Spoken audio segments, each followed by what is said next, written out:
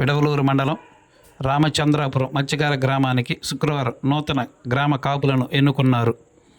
ఇందులో భాగంగా మొదటి కాపుగా వావిళ్ళ రమణయ్య, రెండవ కాపుగా వావిళ్ళ కనకయ్య, మూడవ కాపుగా శ్రీహరికోట తిరుపతిని ఎన్నుకోగా కార్యదర్శిగా పామంచి జయరామయ్యను ఏకగ్రీవంగా ఎన్నుకున్నారు.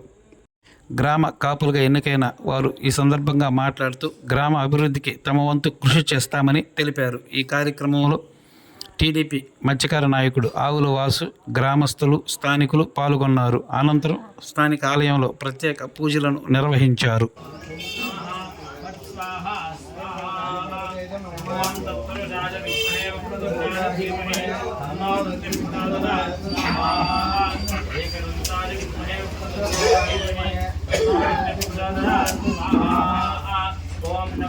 మరిన్ని తాజా వార్తలు ఎప్పటికప్పుడు తెలుసుకునేందుకు మన గ్లోబల్ న్యూస్ లోకల్ టీవీని సబ్స్క్రైబ్ చేసుకొని లైక్ చేసి కామెంట్ చేయండి.